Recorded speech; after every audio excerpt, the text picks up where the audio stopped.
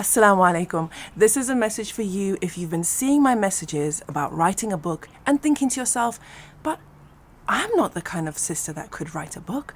I'm not super highly educated. I'm not a celebrity.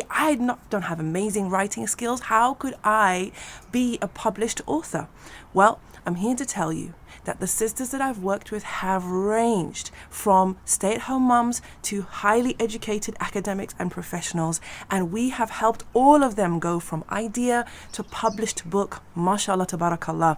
We've helped every one of them, and inshallah we can help you. Only thing that you need to have a story, a message or knowledge to share that you care about, that you have some passion for. Secondly, you need to be dedicated. You need to be ready to commit.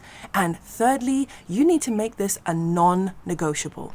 So if you want to make this the year that you become a published author, that you get to share your powerful story, your amazing message, or your really beneficial knowledge with the world out there, then you know what you need to do. Click on the link by this video, send in an application to work with me and my team, or go to naimarobert.com/services.